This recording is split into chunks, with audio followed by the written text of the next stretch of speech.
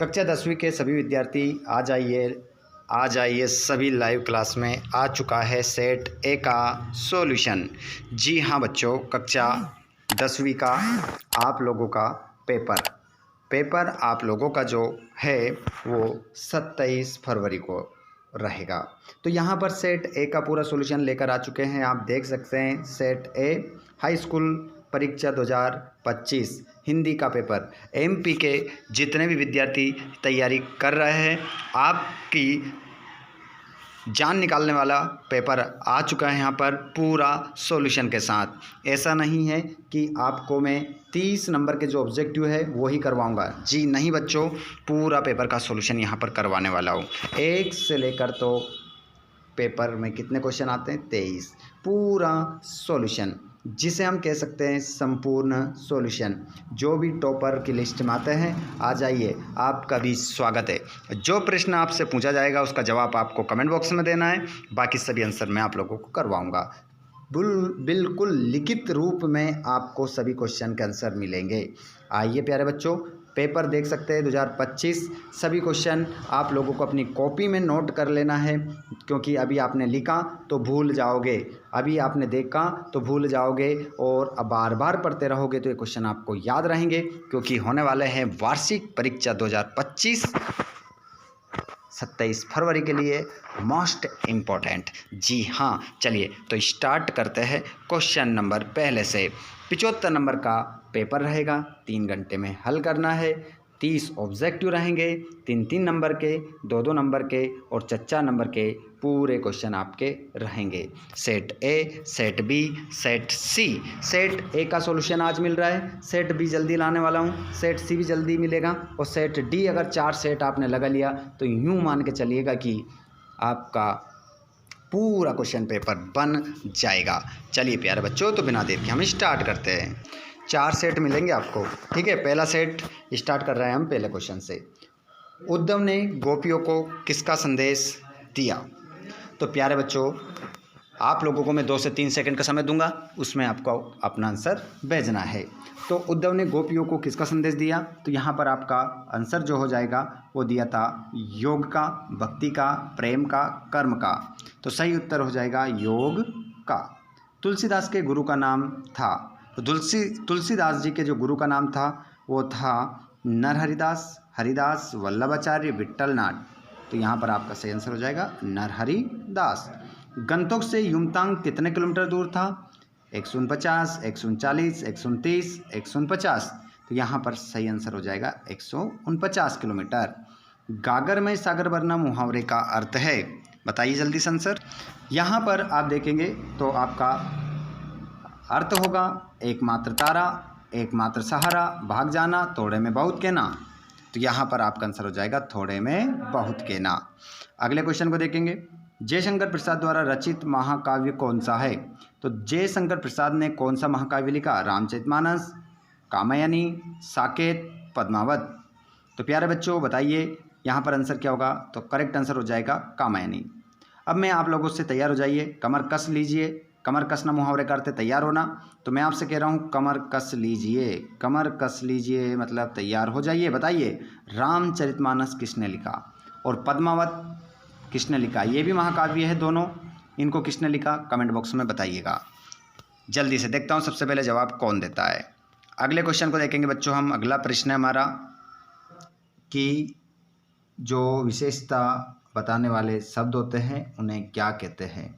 छठा प्रश्न है आपकी स्क्रीन पर, क्रिया की विशेषता बताने वाले शब्द कहलाते हैं।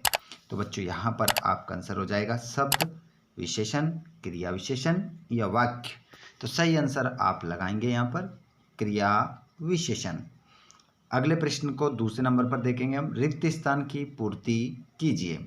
महापुरुष में समास है, तो महापुरुष में कौन सा समास होगा? तो यहाँ पर आपका सही आंसर हो जाएगा महापुरुष में समास हो जाएगा बहुव्रीहि नहीं होगा, कर्मधारय समास आपका आंसर लगाएंगे। कर्मधारय राइट आंसर है। लेखक स्वयं प्रकाश का जन्म में हुआ। लेखक स्वयं प्रकाश जो थे जिन्होंने नेताजी का चश्मा पाठ लिखा है, जिनका जन्म 1947 में हुआ था इंदौर में। कहाँ हुआ था बच्चों? इंदौर में उनका जन्म हुआ था।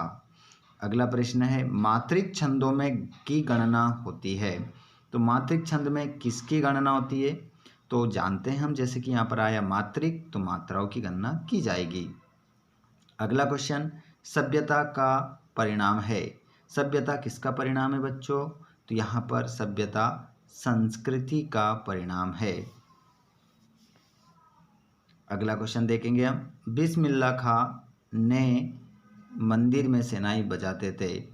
तो जो बिस्मिल्लाह खां थे के मंदिर में शहनाई बजाते थे, तो आंसर हो जाएगा राम बालाजी।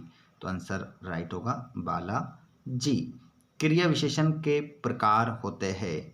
तो बच्चों क्रिया विशेषण कितने प्रकार के होते हैं? तो क्रिया विशेषण तो होते हैं वो 4 प्रकार के आपके होते हैं। नाम आप लोग मुझे कमेंट बॉक्स में बताएंगे। क्रिया विशेषण मैं बता रहा हूँ आप लोगों को 4 प्रकार के होते हैं। कौन कौन से होते हैं आप सभी मुझे कमेंट बॉक्स में बताएंगे। लाइव में जुड़ने वाले लाइव में बताएंगे, और जो हमारे स्टूडेंट बाद में क्लास को देखते हैं वो बाद में जवाब कमेंट बॉक्स में ज़रूर लिखें। साथ में कितने बच्चे ऐसे हैं जिन्होंने अभी तक भी चैनल को सब्सक्राइब नहीं किया है, वो कमेंट बॉक्स में ज़रूर लिख कर बताएं कि हमने नहीं किया है। और जिन्होंने कर लिया है वो कमेंट बॉक्स में लिख कर बताओ कर लिया। बस ये कमेंट करना है, कर लिया सर। ठीक है, जल्दी से कमेंट बॉक्स में बता दीजिए कौन कौन ऐसे विद्यार्थी जिन्होंने अभी तक नहीं किया है, ताकि पता चल सके। और जो डेली क्लास को देखते हैं वो लाइक ज़रूर करें, और अपने सभी दोस्तों को जो भी आपके साथ लाइव में जुड़ते हैं उनके साथ इस क्लास को शेयर करें, और चैनल को ज़रूर सब्सक्राइब करें नेक्स्ट वीडियो को सबसे पहले प्राप्त करने के लिए। तो आइए बच्चों आगे देखते हैं हम अगले क्वेश्चन को। साना साना हाथ जोड़ी पाठ मधु कांकरिया की रचना है। तो इसमें आपका आंसर हो जाएगा सत्य। पहला वाला जो है आपका क्या होगा? सत्य हो जाएगा, मधु कांकरिया की रचना हो जाएगी। अगले प्रश्न को आप देखेंगे स्क्रीन पर, जिस क्रिया का प्रभाव कर्म पर पड़ता है वह सकर्मक क्रिया होती है। तो इसका आंसर भी आप क्या लगा देंगे? सत्य लगा देंगे। दूसरा भी आपका क्या हो जाएगा? सत्य। पहला भी सत्य था। तीसरे को देखेंगे, रस 7 प्रकार के होते हैं। तो इसका आंसर क्या हो जाएगा आपका? असत्य, क्योंकि रस जो होते हैं वो 10 प्रकार के आपके होते हैं। जगदीश में व्यंजन संधि है। तो इसका आंसर भी आपका क्या होगा? सत्य होगा, क्योंकि जगदीश में जो संधि है वो व्यंजन है। इसका संधि विच्छेद क्या हो जाएगा? जगत। जगत जगत जगत धन ईस, इसका संधि विच्छेद होगा। अगले क्वेश्चन को देखते हैं हम। अर्थ के आधार पर वाक्य 8 प्रकार के होते हैं। तो इसका आंसर आपका सत्य हो जाएगा।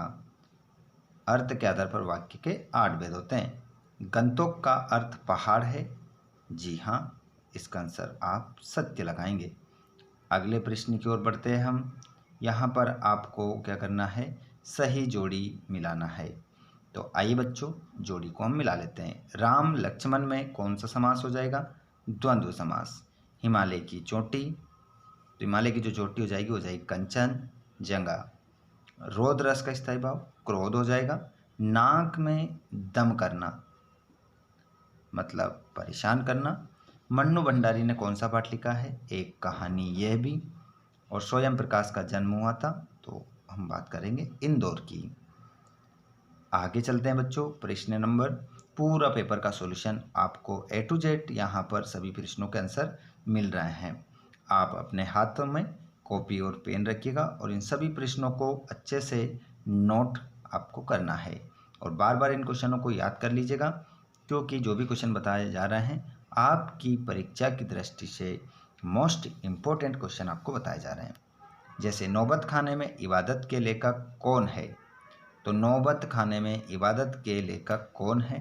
तो इसका आंसर हो जाएगा आपका यतीन्द्र मिश्र। यतीन्द्र मिश्र आपका आंसर रहेगा पहले वाले प्रश्न का। अगला क्वेश्चन देखेंगे, राम क्या कर रहा है किस प्रकार का वाक्य है? तो राम क्या कर रहा है किस प्रकार का वाक्य है, तो दूसरे वाले का जो आंसर होगा प्रश्नवाचक,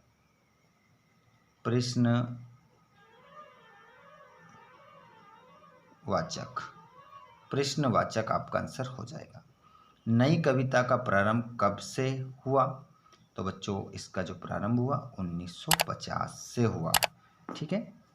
सूरदास जन्म से कैसे थे, तो सूरदास जन्म से जो थे वो कैसे थे, तो आंसर हो जाएगा अंधे। सूरदास जन्म से अंधे थे। शब्द गुण कितने प्रकार के होते हैं, तो बच्चों शब्द गुण जो होते हैं वो 3 प्रकार के होते हैं। चलिए नाम कमेंट बॉक्स में बताइए, सही बताइए जल्दी से, मैं इंतज़ार कर रहा हूँ, लाइव में इंतज़ार कर रहा हूँ आप सभी का कि शब्द गुण कितने प्रकार के होते हैं। ऑल स्टूडेंट कमेंट बॉक्स में बताएंगे जल्दी से। जो दोस्त लाइव क्लास से बाहर हैं, नहीं जुड़ पाते हैं, वो कमेंट आने चाहिए, लाइव क्लास में भी आना चाहिए और कमेंट बॉक्स में भी आना चाहिए। जो लाइव क्लास में नहीं जुड़ते हैं उन लोगों के सभी बच्चे क्लास को बहुत ही शानदार तरीके से देख रहे हैं, लेकिन जितने स्टूडेंट लाइव क्लास में जुड़े हैं उन सभी ने अभी तक क्लास को, इस सेशन को लाइक नहीं किया है। भैया आप सभी लाइक कर दो और जितने भी दोस्त हमारे रोज़ जुड़ते हैं क्लास में उन सभी को एक बार शेयर कर दो। देखिए यूट्यूब पर 2 से 3 वीडियो दिन में डालने पर नोटिफिकेशन भेजना बंद कर देता है यूट्यूब, तो आप सभी की जिम्मेदारी है कि उनको बता दो कि क्लास लाइव स्टार्ट हो गई है, उन सभी तक शेयर कर दीजिए आप लोग। चलिए बच्चों क्वेश्चन नंबर 6 देखते हैं। राम से चला नहीं जाता कैसा वाच्य है, तो देखिए राम से चला नहीं जाता, ये आपका आंसर हो जाएगा बहाव वाच्य। अगले क्वेश्चन को आप देखेंगे। अब यहाँ पर आपका जो क्वेश्चन रहेगा वो रहेगा प्रगतिवाद की 2 विशेषताएं लिखिए, छायावाद की परिभाषा लिखिए, कवि के अनुसार फसल क्या है और कविता में फसल उपजाने के लिए आवश्यक तत्व की बात जो कही गई है वे आवश्यक तत्व कौन कौन से हैं। ये पूरा आपका क्वेश्चन है। आंसर मैं आपको लिखे हुए बता रहा हूँ, अभी बता रहा हूँ, चिंता ना करें, कोई भी वीडियो को छोड़कर नहीं जाएगा। मिलने वाले हैं बच्चों, आप देख सकते हैं। क्वेश्चन नंबर आप 8 देखिए। संधि किसे कहते हैं, कितने प्रकार की होती है, नाम लिखिए। व्यंजना शब्द शक्ति किसे कहते हैं, उदाहरण सहित लिखिए। और उद्धव द्वारा दिए गए योग के संदेश ने गोपियों की विरह अग्नि में घी का काम कैसे किया। मर्यादा न रही के माध्यम से कौन सी मर्यादा न रहने की बात की गई है। राम के स्वभाव की विशेषताएं और लक्ष्मण के स्वभाव की विशेषताएं। तो प्यारे बच्चों यहाँ पर मैं आप लोगों को 6 से लेकर 10 तक सभी प्रश्नों के आंसर बता देता हूँ। यहाँ पर देख सकते हैं आप प्रश्न क्रमांक 6। प्रश्न नंबर 6 का आंसर ये रहा। एक क्वेश्चन था अथवा वाला कि छायावाद की परिभाषा लिखिए। तो देखिए स्थूल के प्रति सूक्ष्म का विद्रोही क्या है, छायावाद है, डॉक्टर नगेंद्र की ये परिभाषा है। अगला क्वेश्चन 7वां जो था, कवि के अनुसार फसल क्या है। तो कवि के अनुसार फसल नदियों के पानी का जादू है, किसानों के हाथों की महिमा है, भूरी काली लाल मिट्टी का गुणधर्म है, सूर्य की किरणों का समावेश है। उसके बाद ये रहा आपका 8वां वाला प्रश्न, संधि किसे कहते हैं, कितने प्रकार की होती है, नाम लिखिए। तो देखिए 2 या 2 से अधिक वर्णों के मेल को संधि कहते हैं। संधि 3 प्रकार की होती है, देख सकते हैं, स्वर, व्यंजन, विसर्ग। अगला क्वेश्चन आपका 9वां वाला देख सकते हैं आप, गोपियों के अनुसार मर्यादा न रही के माध्यम से कौन सी मर्यादा न रहने की बात की गई। ये क्वेश्चन था तत्व वाला, उसका आंसर ये लिखा है यहाँ पर। स्क्रीनशॉट ले लें आप ताकि हमारा वीडियो छोटा रहे और हम अच्छे से कर सकते हैं पूरा पेपर का हल। ये रहा 8वां वाला प्रश्न। उसके बाद हम देखते हैं, ये तो रिपीट हो गया। ये रहा 10वां वाला, राम के स्वभाव की विशेषताएं। ये रही, राम स्वभाव से विनम्र है, राम गुरुओं के आज्ञाकारी है, राम वीर है पर धैर्यवान भी है। उसके बाद में 10वां ही बताया था ना मैंने पहले। अब हम क्या देख लेते हैं, क्वेश्चन देख लेते हैं, उसके बाद में आंसर देख लेंगे। पहले क्वेश्चन नंबर 11 देख लीजिए आप, क्रिया विशेषण किसे कहते हैं, उसके प्रकारों के नाम लिखिए। कवि ने बादल, कविता में बादल किन किन अर्थों की ओर संकेत करता है, इनके सभी के आंसर बताऊंगा। और यहाँ पर नागार्जुन सुमित्रानंदन पंत का निम्न बिंदुओं के आधार पर उनकी परिचय देना है। दो रचनाएं भावपक्ष, और यहाँ पर यतीन्द्र मिश्र करुण रस की परिभाषा उदाहरण सहित, छंद की परिभाषा उनके प्रकारों के नाम, नाटक और एकांकी में अंतर, और अनुप्रास अलंकार की परिभाषा उदाहरण सहित। स्क्रीनशॉट ले लो, इसका आंसर अब बता रहा हूँ मैं आप लोगों को।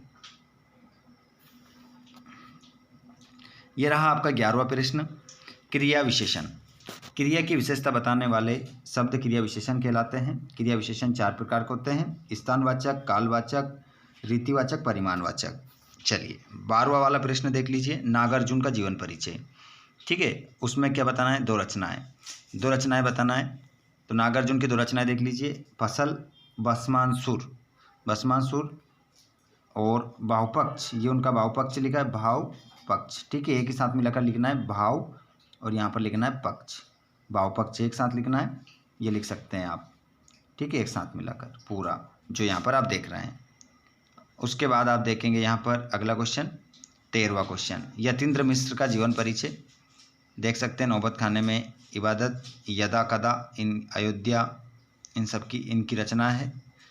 तो ये तो अभी रहने दीजिए क्योंकि ये यहाँ पर गलत हो रहा है, मैं आपको दूसरी जगह इसका सही वाला बताता हूँ। ठीक है, ये इसको नहीं लिखना है आपको, इसको कट करना है। अगला आप देखेंगे 14वां में, अभी 13वां बता दूंगा मैं आपको।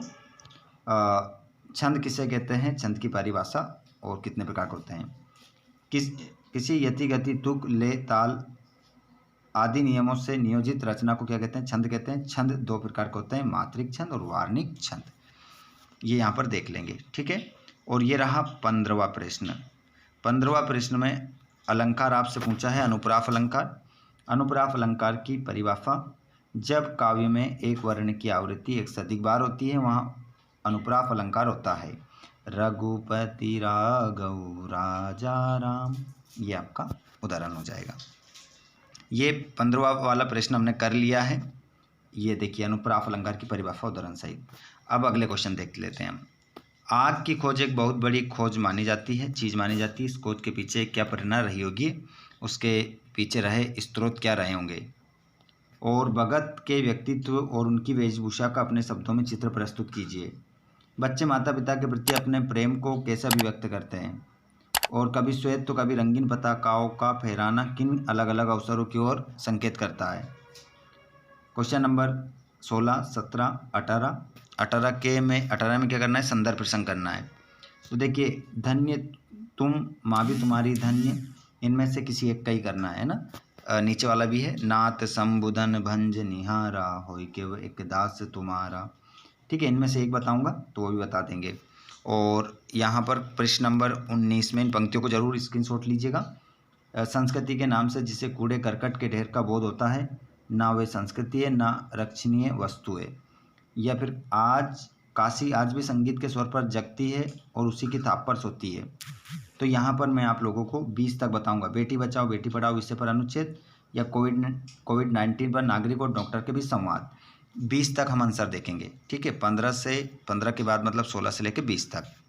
ये रहा था हमारा 15वां प्रश्न जो हमने कर लिया है। ये रहा 16वां। ठीक है, आग की खोज मनुष्यों की पहली खोज है। आग की खोज ना होने से पहले मनुष्य को रात में अंधेरे का सामना करना पड़ता तथा जानवरों का डर बना रहता। आग की खोज के बाद मनुष्य को रात का अंधेरा मिट गया एवं जानवरों से छुटकारा मिल गया। आगे देख सकते हैं, ये रहा था 17वां क्वेश्चन। बच्चे माता पिता के प्रति अपने प्रेम को कैसे व्यक्त करते हैं। तो देखिए लिखा है, बच्चे माता पिता के प्रति निम्न प्रकार से अभिव्यक्त करते हैं अपने प्रेम को। बच्चे माता पिता के साथ समय बिताकर, उनके साथ घूमकर, उनके गालों पर चुम्मा देकर, उनके साथ मीठे स्वर में गीत गाकर अपना प्यार अभिव्यक्त करते हैं। आगे 18वां देख सकते हैं, ये संकेत रहा, नाथ संबुधन भंज निहारा। प्रस्तुत पंक्ति हमारी पाठ्य पुस्तक क्षितिज के पाठ राम लक्ष्मण परशुराम संवाद से ली गई है। इसके रचयिता तुलसीदास जी हैं। प्रसंग में शिव धनुष टूटने पर क्रोधित हुए परशुराम को राम ने उत्तर दिए। ये व्याख्या इसकी। ठीक है, स्क्रीनशॉट ले लेना। उसके बाद ये रहा 19वां प्रश्न, काशी आज। ठीक है, ये संकेत बन गया। उसके बाद में संदर्भ, प्रस्तुत गद्यांश हमारी पाठ्य पुस्तक क्षितिज के पाठ नौबत खाने में इबादत से लिया गया। इसके रचयिता यतीन्द्र मिश्र हैं। देख सकते हैं और यहाँ व्याख्या भी दी गई है। उसके बाद में बेटी बचाओ बेटी पढ़ाओ पर मैंने बोला था ना अनुच्छेद मिलेगा आपको, तो ये रहा आपका अनुच्छेद, देख सकते हैं आप, स्क्रीनशॉट ले लेना इसका, ठीक है। उसके बाद में यहाँ पर क्वेश्चन नंबर 21, पहले हम इधर पेपर देखते हैं। ये रहा आपका 21वां क्वेश्चन। अपठित गद्यांश का उत्तर देना है आपको इन 3 प्रश्नों के, अभी बता दूंगा लिखा हुआ है, या नीचे वाले के कर सकते हैं, दोनों में से एक ही बताएंगे आपको। और यहाँ पर क्या करना है आपको क्या करना है, यहाँ पर ध्वनि विस्तारक यंत्रों पर रोक लगाने हेतु जिलाधीश महोदय को एक आवेदन पत्र लिखना है और आपको किसी एक विषय पर रूपरेखा सहित निबंध लिखना है। तो ये आंसर भी आप देख लीजिए। देखिए ये रहा प्रश्न नंबर 21 का आंसर आपका। अनुशासन का महत्व पर यहाँ पर आपको बताया गया पैराग्राफ का आंसर अपठित गद्यांश का, और नीचे ये रहा, ये 4 नंबर का प्रश्न था, ये 2 नंबर का है आंसर, ये 1 नंबर का, और ऊपर वाला 1 नंबर का, 4 नंबर का अपठित गद्यांश था। उसके बाद में 22 वाले क्वेश्चन में ध्वनि विस्तारक यंत्रों पर रोक लगाने हेतु जिलाधीश महोदय को एक आवेदन पत्र लिखना था। तो ये पूरा आवेदन पत्र यहाँ पर बिल्कुल व्यवस्थित यहाँ पर आपको देखने को मिल रहा है, ठीक है। अगर आप ऐसा कैसा लिख कर आएंगे तो 4 नंबर आपका कोई नहीं काट सकता। आगे चलते हैं बच्चों निबंध की ओर। उससे पहले मैं आप लोगों को निबंध बता देता हूँ। 23वें क्वेश्चन पर विज्ञान एवं प्रौद्योगिकी, विज्ञान वरदान एवं अभिशाप के ऊपर ये निबंध लिखा गया है, देख सकते हैं आप। पूरा निबंध वीडियो को रोक रोक कर आप पढ़ सकते हैं, पूरा व्यवस्थित है। प्रस्तावना आपको देखने को मिल रहा है, और कृषि के क्षेत्र में, बिजली के क्षेत्र में, चिकित्सा के क्षेत्र में, उपसंहार, इस प्रकार आप निबंध लिखेंगे। और जो वो क्वेश्चन आपका 13वां छूट रहा था ना, उसका आंसर यहाँ पर आप देख लीजिए। प्रश्न नंबर 13 आप यहाँ पर देख लेंगे, ठीक है, जो वहाँ पर छूट गया था। मन्नू भंडारी का जीवन परिचय यहाँ पर, आपका बंटी और महाभोज उनकी रचना है, ये उनकी भाषा, ये उनकी शैली, नीचे देख सकते हैं, स्क्रीनशॉट ले लीजिएगा। और वीडियो को रोक रोक कर सभी आंसर आप लिख सकते हैं। तो ये पूरा सॉल्यूशन हमारा हो चुका है। आप सभी आगे के आने वाले सेट आपको जल्द से जल्द मिलेंगे। अगर इस वीडियो पर हमारे 1K लाइक होंगे तो आपको आने वाले सेट जल्दी ही मिल जाएंगे। 1K लाइक होना चाहिए, ठीक है। अगर जैसे ही 1K अगर लाइक हो गया, अगर पसंद करने वाले बच्चों की संख्या अगर अधिक हो गई, तो जब आप बोलेंगे तभी ही आपको मैं सेट अगला प्रोवाइड करवा दूंगा। धन्यवाद आप सभी का बहुत बहुत। चैनल को ज़रूर सब्सक्राइब कीजिएगा और घंटी के बटन को ऑल पर करके रखिएगा ताकि आने वाले सेट आपको मिल सके। धन्यवाद, थैंक्स फॉर वॉचिंग, जय हिंद।